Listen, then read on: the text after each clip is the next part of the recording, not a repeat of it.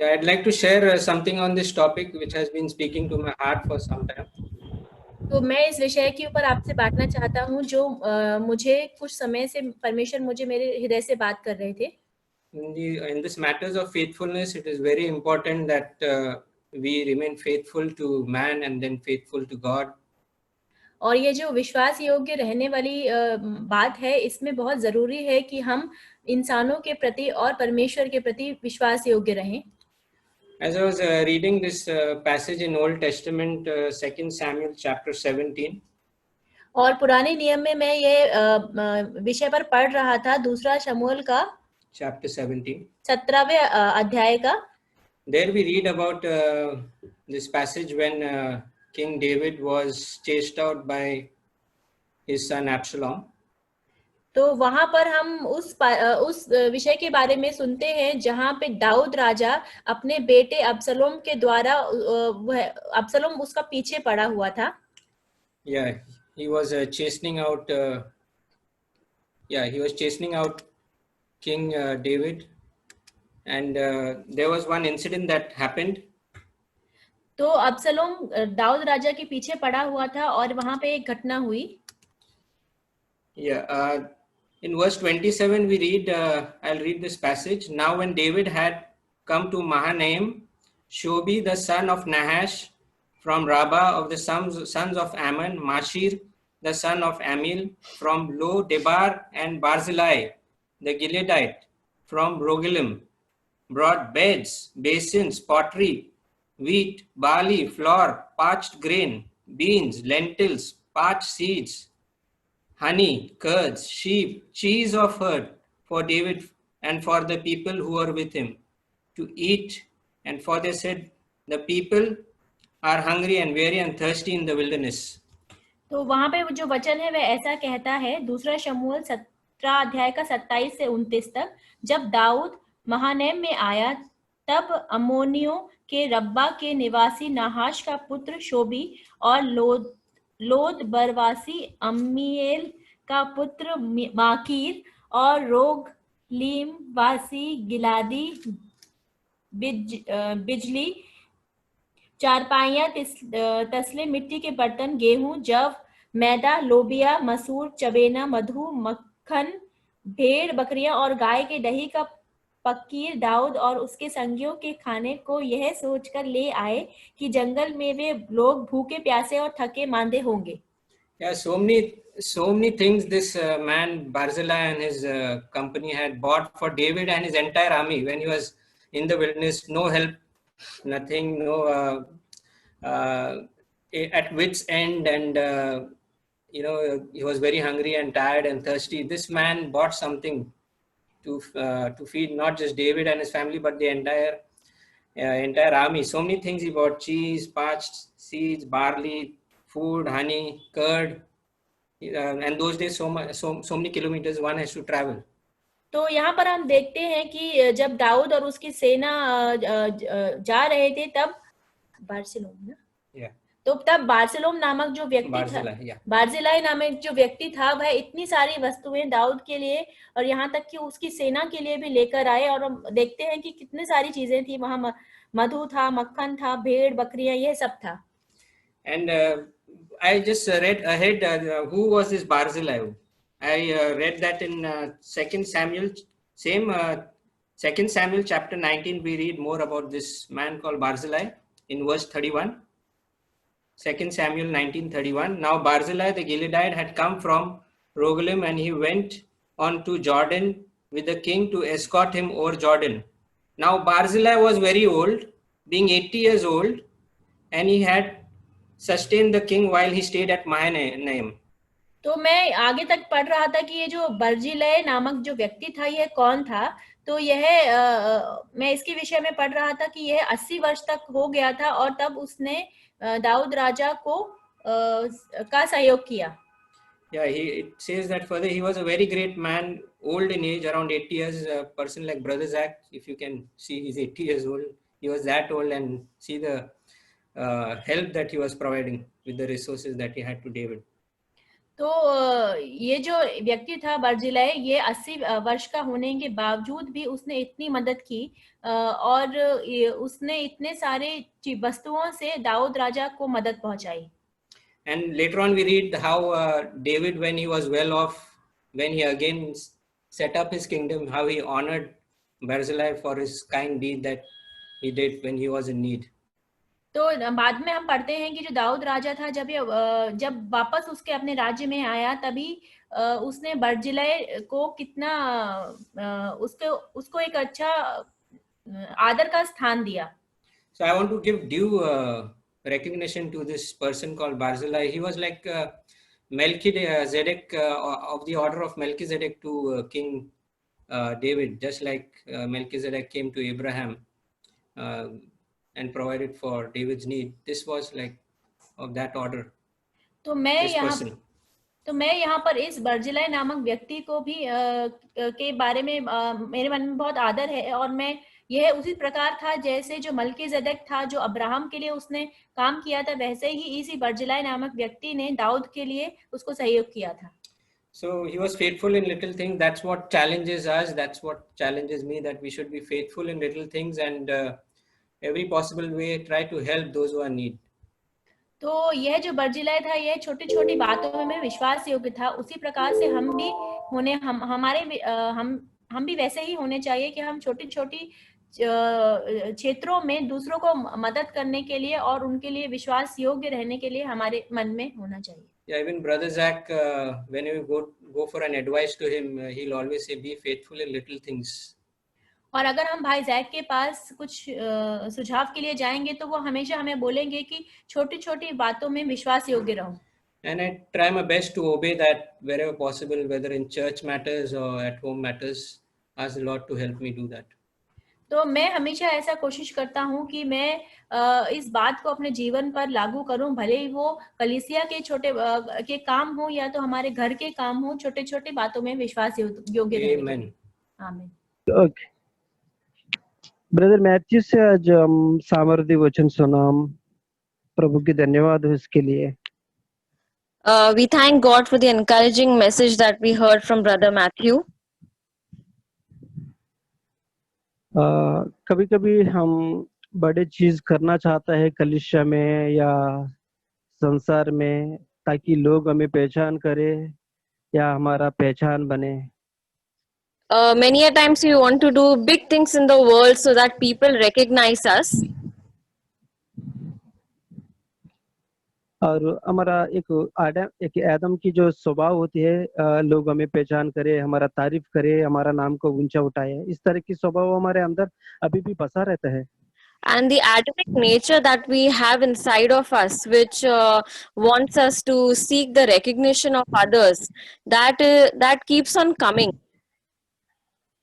Bible में लिखा है कि जो व्यक्ति जो छोटे चीजों में विश्वास योग्य बने रहेगा, वो बड़े चीजों में भी विश्वास योग्य बने रहेगा. The Bible tells us that the person who's faithful in little things is also faithful in bigger things. इसका मतलब है कि एक व्यक्ति का स्वभाव एक छोटे चीज करने में भी पता चलता है और बड़े चीज करने में भी पता चलता है एक व्यक्ति का स्वभाव क्या है. So from this we come to know the nature of a person when he's doing little things and when he's doing bigger things of higher importance. या जो छोटे काम भी करेंगे उससे भी उसका स्वभाव क्या है बाहर आता है. उसी तरह जब वो बड़े बड़े काम जो करते हैं उससे भी उसकी स्वभाव बाहर पता चलता है. So a person's nature can be recognized even when he is doing smaller things and also when he does bigger things. और प्रभु हमें वचन हमें प्रोत्साहन करता है कि लेकिन बड़े चीज करने से तुम्हें वो विश्वास योग्य नहीं है, लेकिन छोटे चीज जो हम करते हैं जो उसमें विश्वास योग्य रहते हैं, प्रभु कहता है कि वो बड़े चीजों में भी विश्वास योग्य रहेगा. So the scriptures encourage us that even doing the smaller things, when we show our faithfulness in doing smaller things, we can be trusted with doing bigger things. मैं विश्वास करता हूँ कि विश्वास योग्य का जो सबसे बड़ा स्वभाव है प्रभु यीशु का है. Brother, please repeat करेंगे. मैं विश्वास करता हूँ कि एक हर एक छोटी चीजों में जो विश्वास योग्य बना है हमारे लिए, एक उदाहरण वो प्रभु यीशु है। So I believe that the one who has been faithful for us in each and everything, our Lord Jesus Christ. मैं ये सोच रहा था कि जब उसकी एक कारपेंटर के काम उसके पिता के साथ काम करता था, और मैंने सोचा कि वो कितना मुश्किल होगा। ब्रदर जाक ने भी कल कहा कि वो कितना मुश्किल होगा जब छोटे से परिवार बढ़ते जाएगा, घर की बड़े होने के नाते उसको कितना मेहनत करना पड़ता था वही काम। So I was thinking of Jesus doing his carpentry work. It was such a hard work, and even as Brother Zach mentioned that when the family starts growing, you have to work even more and more harder to provide for the family. And this work with Jesus was doing of carpentry. It was such a hard work. और जब शायद यीशु के जो जितने भी भाई बहन लोग छोटे थे, शायद उसको कम मेहनत करना पड़ता था, लेकिन जब परिवार बड़ा होता है शायद उसकी मेहनत और कड़ी मेहनत करना पड़ता था उसको। So even when we look at Jesus, when his family grew, when his brothers and sisters, when there were more brothers and sisters, he would also have to have work hard more to provide for them. इन सारी बातों में वो पिता के नजरों में विश्वास योग्य काम किया है। But in all of these situations, he was faithful in God's eyes. ऐसा सोचो कि जब उस कुछ टेबल बना रहा था, और सोचो कि वो टेबल के कोई भी एक लकड़ा खराब हुआ है, लेकिन वो जिन्होंने खरीदना चाहता है वो देखा नहीं, लेकिन यीशु ने बोला कि ये टेबल का लकड़ा जो है खराब है, इसका थोड़ा कम प्राइस देके मैं बेचना चाहता हूँ। So if you can just imagine, suppose Jesus has made a table, but there is some part of it which is a little defective. So, but the person who comes to buy it doesn't know it, but he is faithful to tell that person that that certain part is defective, and not try अगर वो to बिना uh, falsely. या वो जिन्होंने खरीदना चाहता है उनको बिना सच बोल के भी बेच सकता था हाई प्राइस में, लेकिन वो सच बोल के बेचा है ताकि वो परमेश्वर की नजरों में एक विश्वास योग्य रहे। So he could sell it for a higher price, because the people buying it wouldn't know that it's defective, but he wouldn't do that.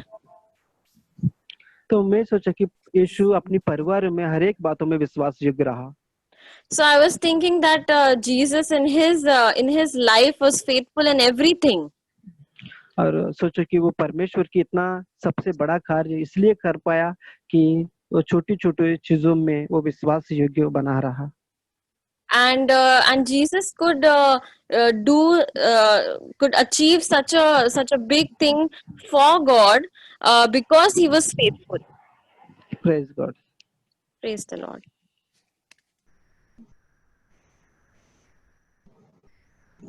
यार जो कुछ भी मैसेज सुना, मैं परमेश्वर को धन्यवाद करता हूँ।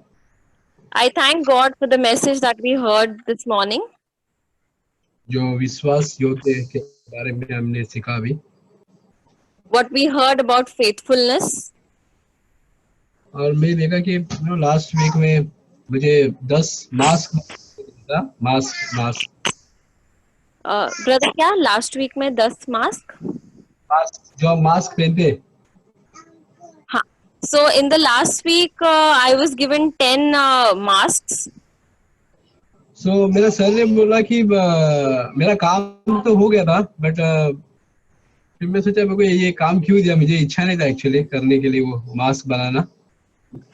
So my colleague had asked me to make those masks, but I was not really willing to do it. नहीं, मेरा सर ने दिया था, कलीग नहीं, मेरा sir. My superior asked me to make those masks, but I was not really willing in my heart to do it. Sir ने मुझे ऐसे बोला कि 5 मास्क तुम बना के तुम्हारे पास रखो तुम्हारे लिए, और 5 मास्क जो किसी को दे सकते जिसको नीड है। So the superior asked me to make 5 masks which I could keep for myself and 5 to give to others. तो मैं देखा कि मैं बोला 5 मास्क जो मास्क था वो मैं कैसे भी बना के मैं रखा हूँ, मेरे पास रखा था मैंने। So I thought I'll somehow just get done with making the 5 masks and keep it with myself. मैंने देखा कि मैंने मास्क बनाया बट लेकिन मेरे मास्क जो क्वालिटी का जो मुझे बनाना था वैसा नहीं बनाया मैंने. So I saw that the quality of the mask which I made was not that good. और जब मेरे मैथ्यू शेयरिंग कर रहा था वो थॉट मेरे माइंड में आ रहा था. So when Brother Matthew was sharing, this thought was coming to my mind. देखा कि परमेश्वर चाहता है कि वो मास्क किसी इंसान को नहीं बट मैं अगर ये सोच के बना था कि मैं परमेश्वर मुझे देख रहा है, मुझे अच्छा क्वालिटी बनाना है. So I was making this mask for some other people, but then I thought that the Lord is watching over me. तो छोटे छोटे चीजों में मैं ये खुद के लिए प्रार्थना कर रहा हूँ कि प्रभु मुझे विश्वास योग्य बना. So these small things, I'm praying that God will help me to be more faithful. मैं ये लॉकडाउन के अंदर मेरे को मेरा फैमिली के साथ टाइम स्पेंड करना बहुत ज्यादा समय मिल रहा है. During this lockdown, I'm getting good time to spend with my family. और मैं देखा कि काफी सारा चीज भी मुझे घर का काम मैं नहीं करता था. And I was not doing a lot of house chores. और मैं इस टाइम के अंदर प्रभु मुझे सिखा रहा है कि मैं पहला मिनिस्ट्री नहीं है, पहला मेरा खुद का लाइफ है परमेश्वर के साथ, सेकंड फिर मेरा फैमिली, फिर third ministry. And during this time, God is teaching me that first is my personal life with the Lord, then my life with my family, and third is ministry. तो मैं तो परमेश्वर मुझे प्रोत्साहन दे रहा है, मुझे एनकरेज कर रहा है. So the Lord is encouraging me. और एक ब्रदर मैथ्यू ने एक बहुत अच्छा चीज बोला कि अगर हम बड़े बड़े काम करेंगे, अच्छा काम करेंगे, जैसे कि ब्रदर मैथ्यू ने ऐसा मेंशन किया कि लोगों को बचाने के लिए चर्च के बाहर वाले, ये सब हम बड़े बड़े सोचते, बट अगर हमारा खुद का फैमिली अगर हम नहीं संभाल पा रहे हो या फेथफुल नहीं है उसके अंदर, तो हम परमेश्वर हमको बड़ा बड़ा चीज या चाहता है कि वो नहीं सौंपेगा. Sir, really, I was very encouraged to hear what Brother Matthew shared, that many times we think about going out and saving others and bringing others to Christ, but we tend to neglect our own family members and relatives. और मैं ये सोचता हूँ कि मुझे अभी काफी सारा परमेश्वर ने रिस्पॉन्सिबल नहीं दिया है, इसलिए कि मैं फेथफुल नहीं हूँ. So I feel that the Lord has not given me a lot of responsibility because I have not been faithful. मैं खुद के लिए दुआ कर रहा हूँ प्रभु, मैं अपने पर्सनल लाइफ के अंदर, मेरा फैमिली लाइफ के अंदर मैं फेथफुल रहूँ. So I pray for myself that I will be faithful in my personal life, in my family life. Amen. Amen. Yeah, we heard a very prophetic message on faithfulness today. तो हमने आज बहुत ही भविष्यवाणी वाला message सुना छोटी चीजों में विश्वास योग्य रहने के बारे में. As Matthew said, he was speaking about his life. So same is true with each one of us, and also to me that this is true with my life also. तो जैसे भाई मैथ्यू ने अपने जीवन से बांटा, वैसे ही उसी प्रकार से यह मेरे जीवन पे भी लागू होता है. See as brothers also shared, if you are faithful in small things, you will be automatically understood that you are faithful in bigger things. तो जैसे भाई बोल रहे थे कि अगर आप छोटी छोटी चीजों में विश्वास योग्य हैं, तो यह जायज सी बात है कि आप बड़ी चीजों में भी विश्वास योग्य रहेंगे. The reason is the smaller things people don't see. You don't get any glory out of doing it. तो इसकी वजह यह है कि जो छोटी चीजें होती हैं वह कोई देखता नहीं है और आपको कुछ उसमें महिमा नहीं मिलती है. And you will always, our flesh tendency is to neglect that and do bigger things where you get some glory and appreciation. तो हमारा जो देह है वह उसमें ऐसी भावना रहती है कि हम उस छोटी बातों को अनजाना करके बड़ी बातों को करें ताकि हमें उसकी कुछ महिमा मिले. So if you are doing faithful in bigger things, there is no such greatness, because that is what your flesh wants. You are not working against your flesh. You are not actually obeying God. You are only gratifying the desires of your flesh. तो आप जो बड़ी बातें हैं उसमें अगर विश्वास योग्य हैं तो इसमें कोई बहुत महान बात नहीं है, क्योंकि यही है जो आपके देह चाहता है. That's why the test of faithfulness is always small thing which people don't see. तो इसीलिए जो परीक्षा है हमारे विश्वास योग्य रहने की, वह छोटी वस्तुओं में है जहाँ पे कोई नहीं देख सकता. And also faithfulness when people do, faithfulness in things which others don't. When faithful, when people are not watching you, that's also a test for your real faithfulness. तो और दूसरा जो परीक्षा है विश्वास योग्य रहने की, वह तब है जब कोई आपको देख नहीं रहा होता है. So I mean, as we heard, yeah, and also we should, as Bible says, we should do everything as if we are doing for Christ. और बाइबल ऐसा कहती है कि हमें हर एक बात वैसे करनी चाहिए जैसे कि हम यीशु मसीह परमेश्वर के लिए कर रहे हैं. That is in Colossians 3:17, which says, whatever you do, whether in word or deed, do it all in the name of the Lord Jesus, giving thanks to God and Father through Him. कोलोसियों 3:2 ना brother? 3:17. हाँ, कुलुसियों की पुस्तक में तीसरे अध्याय के 17वें वचन में लिखा है कि तुम जो भी करो वचन या काम, उसे प्रभु यीशु के नाम से करो और उसके द्वारा परमेश्वर पिता का धन्यवाद करो. So that is the spirit I also want to have in my life. Do whatever, even anything you do it for Christ. No, you are not doing for any human beings. तो ऐसे ही एक आत्मा मैं मेरे जीवन में चाहता हूँ कि मैं जो भी काम करूँ मैं यीशु मसीह के लिए करूँ. One verse which I was reading in the morning, which came to my mind very powerfully, was और in Sam, yeah, please. एक वचन में सुबह पढ़ रहा था जो बहुत ही सामर्थी वचन मेरे मन में आ रहा था. In Psalm 81, Jesus is speaking, God is speaking to the Israelites. तो भजन संहिता 81 में जो परमेश्वर है वे इजराइल के लोगों से बात कर रहे हैं. You know, the Psalm 81:11 says, but my people would not listen to me. Israel would not submit to me. 11. तो वहां पे 11वें वचन में लिखा है, परंतु मेरी प्रजा ने मेरी न सुनी, इजराइल ने मुझको न चाहा. Psalm 81:10 says, I am the Lord your God who brought you out of the land of Egypt. Open wide your mouth, I will fill it. तो वहां पे 10वें वचन में लिखा है, तेरा परमेश्वर यहोवा मैं हूँ जो तुझे मिस्र देश से निकाल लाया है, तू अपना मुंह पसार, मैं उसे भर दूंगा.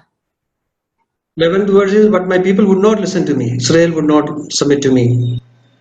तो 11वें वचन में लिखा है कि मेरी प्रजा ने मेरी न सुनी, इजराइल ने मुझको न चाहा.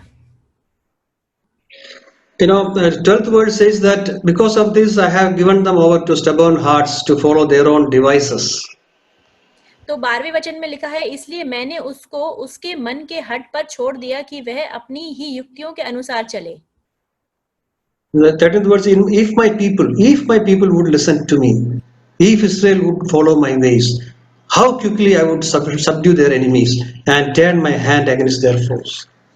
तो 13वें वचन में लिखा है कि अगर मेरी प्रजा मेरी सुने, तो यदि वहां पे लिखा है, यदि इजराइल मेरे मार्गों पर चले तो क्षण भर में उनके शत्रुओं को दबाऊं और अपना हाथ उनके द्रोहियों के विरुद्ध चलाऊं.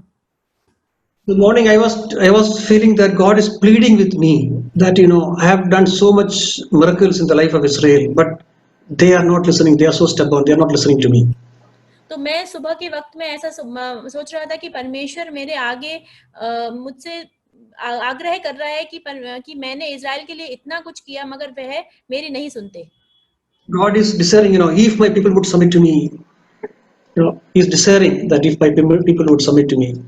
तो परमेश्वर इतना आशा रख रहे हैं कि अगर मेरी प्रजा मेरी बात मानती, if my people would listen to me and if Israel would follow my ways, then I would quickly subdue their enemies and turn my hand against their foes. तो वहां परमेश्वर ऐसा बोल रहे हैं कि यदि इजराइल के लोग मेरी बात सुन के मेरे मार्गों पर चलते तो मैं उनके शत्रुओं को उनके अधीन कर देता. God is waiting. God does not want to punish us or put us into trouble. God is waiting to bless us. God is waiting to turn his hand against our enemies and give us victory. But we are not willing. We are still rebellious people. तो परमेश्वर नहीं चाहते कि वह हमें ताड़ना दे या हमें कुछ ये परीक्षा में लाएं, मगर वह एक इंतजार कर रहे हैं कि हम उनके अधीन हो जाएं, ताकि So वह today, as we heard, we are not. Yeah. Today, as we heard, we are not rebellious in big things. We are rebellious in small things.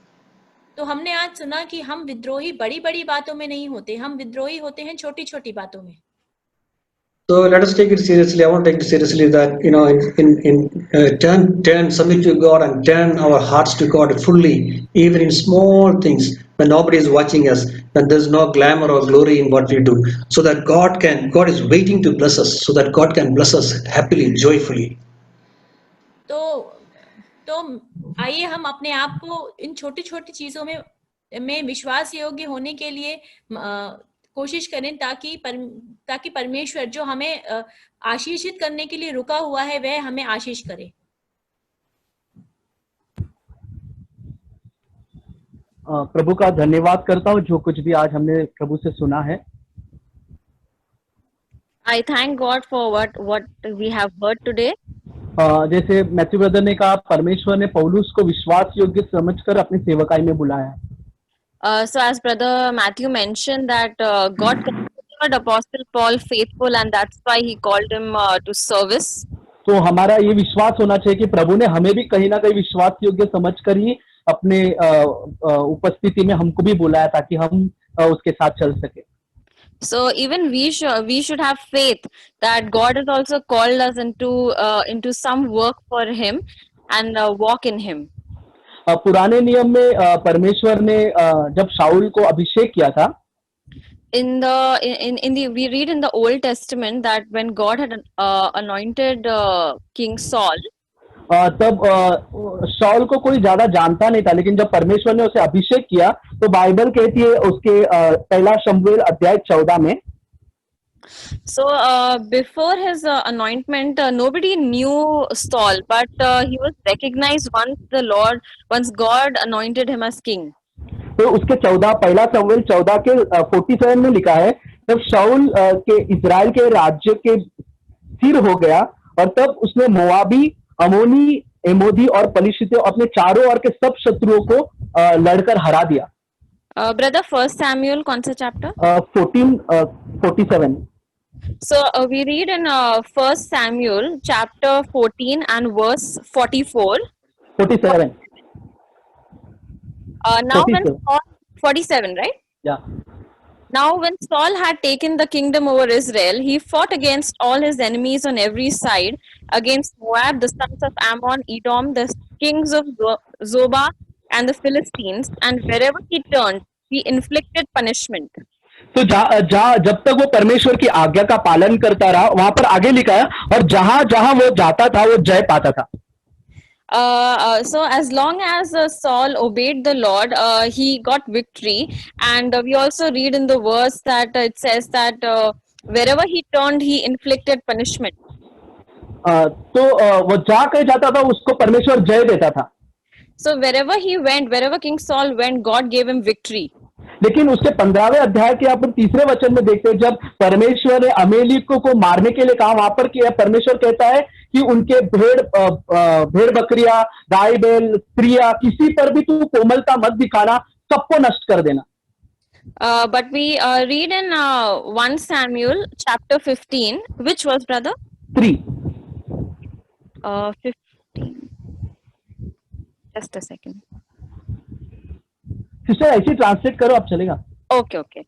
So in 1 Samuel 15 verse 3, God says to Saul that go and strike Amalek and destroy all that he has, and do not spare a man, woman, child, or their sheep, camel, and donkey. परमेश्वर ने कहा कि किसी पे भी तू दया मत दिखाना, सबको मार देना. So God told him that do not show mercy on anything or anyone, but kill and destroy everything. लेकिन उसके 15वें अध्याय के 9वें वचन में हम देख सकते हैं, बाइबल कहती है शाऊल ने कोमलता दिखाया. But when we read ahead in the 9th verse, we see that Saul did not follow this, and he did not destroy everything. और उसको लगा कि इनको छोड़ने से कुछ फर्क नहीं पड़ेगा, परमेश्वर कुछ कहेगा नहीं. And he thought that it's okay if he doesn't kill what he spared, and God will not do anything about it. मैंने खाली इसके राजा को पकड़ा है और कुछ बैल बकरियां जो अच्छे अच्छे वो पकड़ा है, बाकी सब तो मैंने नष्ट कर दिया है. So he thought that okay, I've like I've caught the king of the enemy state, and I've just kept the best of the sheep and the oxen, but rest everything I have destroyed. वो कहीं ना कहीं सोचता होगा, अरे मैंने तो प्रभु का आज्ञा माना है, मैंने सब नष्ट किया है, थोड़ा बहुत खाली मैंने रख दिया है. So he must be thinking that yes, I have obeyed God's word, and I did destroy most of the things. I just kept a few good things for myself. लेकिन उसके 15वें अध्याय का 11वें वचन में लिखा है, परमेश्वर शमूएल से कहता है, मैं शाऊल को राजा बना के पछताता हूँ. But when we read ahead in the 11th verse, God says that I regret that I have made Saul king. और मैं क्योंकि उसने मेरी आज्ञा का पालन नहीं किया है. Because he has turned back from following me. शाऊल कहीं ना कहीं सोच रहा था, मैं तो आज्ञा का पालन किया, मैंने तो मारा है सबको. Saul must be thinking that yes, I have obeyed God's word, and I did what he wanted me to do. लेकिन उसने पूर्ण रीति से प्रभु की इच्छा को सुना नहीं और उसको पालन नहीं किया. But he did not do completely what God had commanded him to do. He just did a part of it. हमारे लाइफ में भी प्रभु ऐसे हमको अवसर देता है. हम कई बार सोचते हैं, अरे थोड़ा कर दिया, हमने कर दिया, लेकिन ऐसा नहीं होता. हमको अच्छी तरह सुनना है कि प्रभु ने हमें क्या कहा है और उसका पालन करना बहुत जरूरी है. Even in our life, God must have commanded us to do certain things, but we might not have heard it completely and not have done it completely. हमको कैसा पता चलेगा कि हमें फेथफुल है गॉड के साथ? How will we come to know that we are faithful towards God? Bible कहता है यहाँ पर, जब 47 वचन में हम देख सकते हैं, जहां कहीं शॉल गया वो जीतता गया. So as we read in this book that wherever King Saul went, he got victory. तो वैसे ही हमारे जीवन में प्रभु हमें हर पाप के ऊपर और हर एक गुस्सा, घमंड, अहंकार, झूठ बोलना, कुछ भी चीजें, उसके ऊपर प्रभु हमको विक्ट्री देते जाएगा.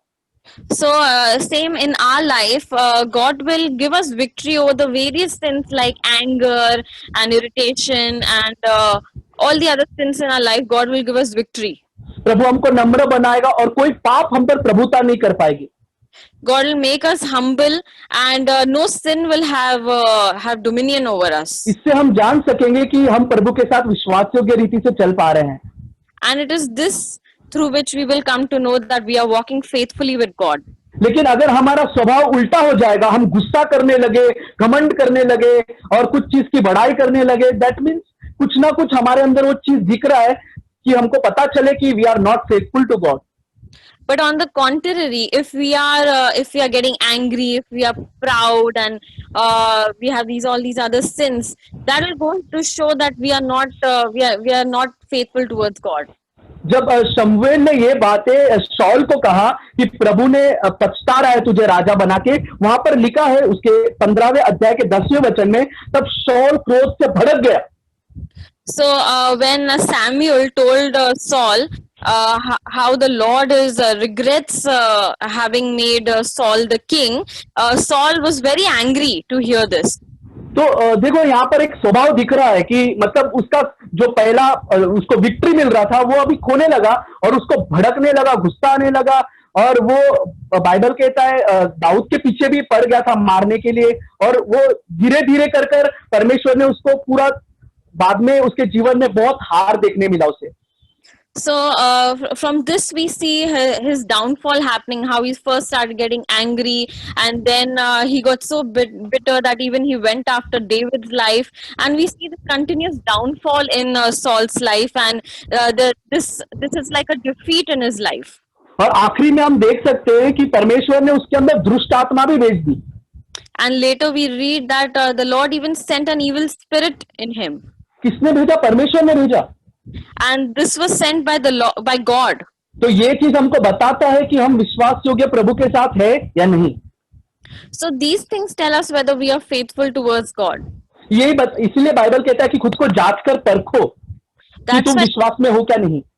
That's why the scriptures encourage us to examine our hearts, whether we are in the Lord, whether we are faithful towards God. अगर हमारे अंदर ऐसा स्वभाव दिख रहा है तो बहुत जरूरी हमें रिपेंट कर फिर से प्रभु के उपस्थिति में आना. If we see such things in ourselves, it is very important for us to repent and to come to God. क्योंकि अगर हम ऐसे नहीं रियलाइज करेंगे और प्रभु के पास नहीं जाएंगे तो एंड में हमारा भी वही हालत होगा जो इसका हुआ है शॉल का. Because if we don't repent and go back to God, then we will face the same consequences which Saul had to face. This is something we need to be reminded of often. तो मैं परमेश्वर का धन्यवाद देती हूँ जो भी आज हमने सुना, और यह ऐसी बात है जो हमें हमेशा याद दिलानी चाहिए. Because faithfulness is a daily thing. क्योंकि विश्वास योग्य रहना ये हर एक दिन की रोजमर्रा की चीज की बात है. It's not important to be great, but you know, like somebody said, it's not important to be great, but it is important to be faithful. तो जैसे किसी ने कहा है कि ऐसा बहुत जरूरी नहीं है कि हम बहुत महान हों, मगर जरूरी है कि हम विश्वास योग्य हों. And the Lord teaches us that we need to be faithful. और परमेश्वर हमें सिखाते हैं कि हमें विश्वास योग्य रहने की जरूरत है. And I thank God that we have a God who teaches us. और मैं धन्यवाद देती हूँ कि हमारे पास ऐसे परमेश्वर हैं जो हमें सिखाते हैं. Even if we are not, He is patient through His word to show it to us.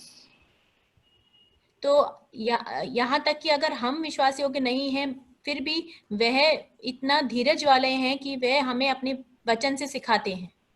And He gives us time to change. और वह हमें समय देते हैं कि हम बदलें. Because I remember I was not one who was faithful. क्योंकि मुझे जहाँ तक याद है, मैं ऐसी एक इंसान नहीं थी जो विश्वास योग्य थी. But through His word, God showed me that I need to be faithful if God has to give me the true riches. और परमेश्वर के वचन से परमेश्वर ने मुझे सिखाया है कि मुझे विश्वास योग्य रहने की जरूरत है अगर परमेश्वर मुझे अपनी असली जो दौलत है वह देना चाहते हैं तो. I remember when I was in college and I heard Brother Zach sharing about this verse that we need to be faithful in little things. और मुझे याद है कि जब मैं कॉलेज में थी और भाई जैक का यह संदेश मैंने सुना था कि हमें छोटी छोटी चीजों में विश्वास योग्य रहने की आवश्यकता है. I was the type who was not the hard working type. I would study a little and I would get very good marks. So I never felt the need to be hard working. तो मैं ऐसी एक व्यक्ति थी जो बहुत मेहनती नहीं थी. मैं थोड़ा बहुत पढ़ती थी और मुझे बहुत अच्छे अंक मिल जाते थे. So I never realized the need to be faithful. तो मैंने विश्वास योग्य रहने की जो जरूरत है उसको कभी समझा ही नहीं. But when I heard the word of God and you know, the Lord through Brother Zach, that made a vast difference in my life. That's a word which had a great effect on my life. और जब मैंने परमेश्वर का वचन सुना भाई Jack के द्वारा, तो उस बात से मेरे जीवन में एक बहुत ही बड़ा प्रभाव पड़ा. Because he said that if you're not faithful in little things, God is not going to give you His real riches. तो उन्होंने बोला था कि अगर तुम छोटी छोटी बातों में विश्वास योग्य नहीं हो तो परमेश्वर भी आपको अपनी जो असली जो दौलत है वह नहीं देंगे. So I had to learn to be faithful in little things. तो मुझे सीखना पड़ा कि छोटी छोटी बातों में विश्वास योग्य रहने के बारे में.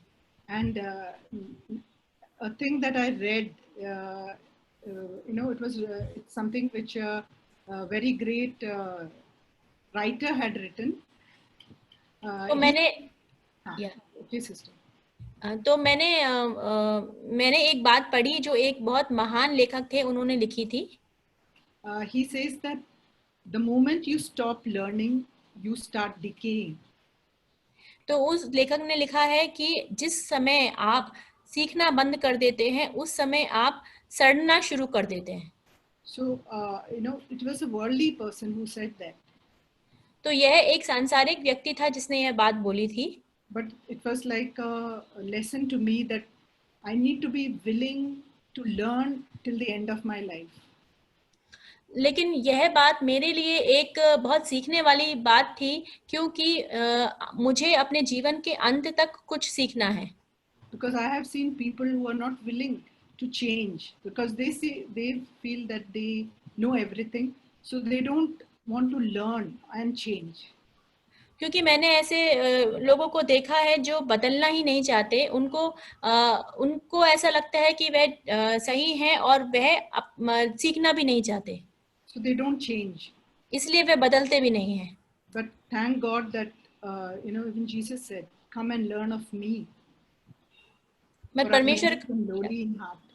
या क्योंकि और यीशु मसीह ने भी कहा है कि आओ और मुझसे सीखो, क्योंकि मैं नम्र और मन में दीन हूँ। So I thank God that I heard the word of God to be faithful in little things.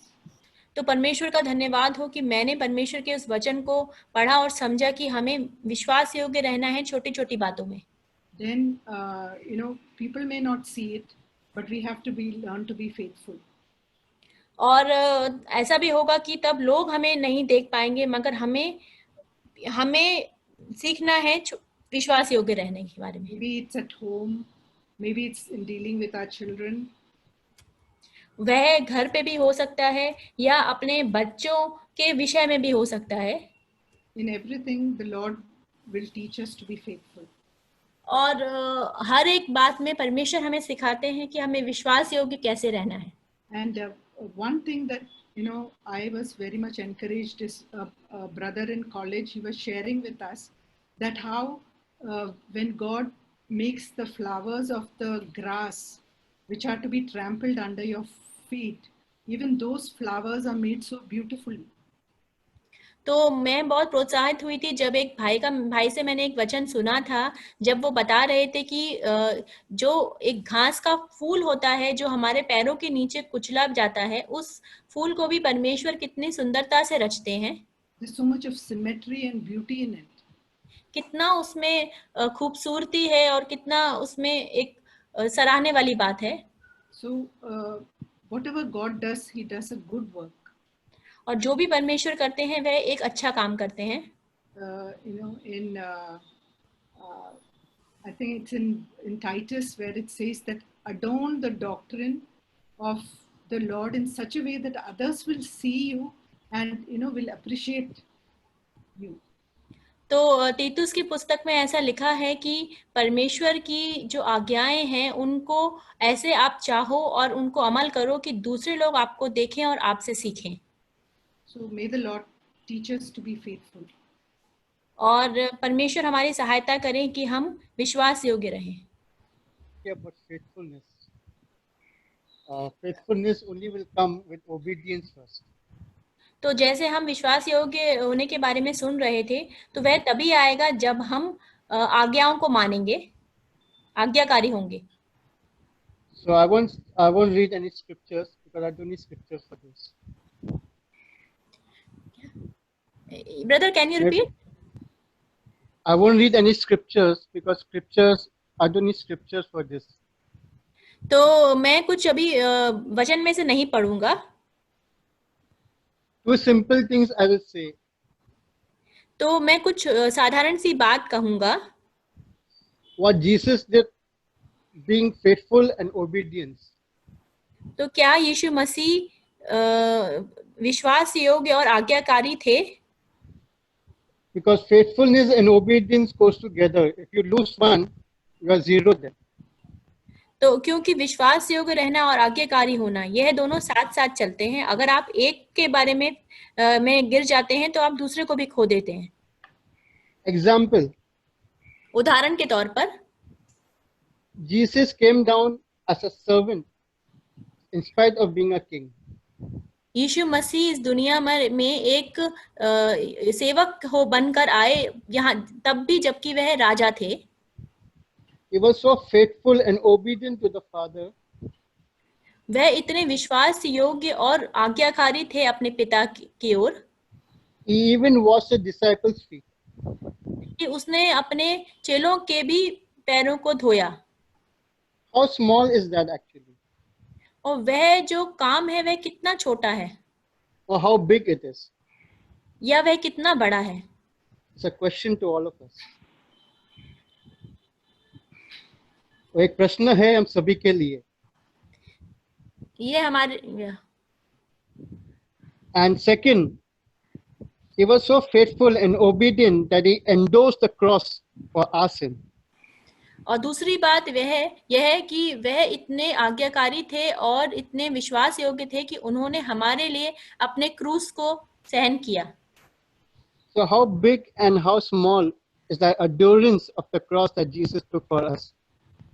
तो कितना छोटा या फिर कितना बड़ा है वह जो क्रूस जो यीशु मसीह ने हमारे लिए सहन किया. Because he only did because of his faithfulness and his obedience. और उसने यह इसीलिए किया क्योंकि वह विश्वास योग्य और आज्ञाकारी था. Brothers, church, we can speak about faithfulness, we can speak about obedience.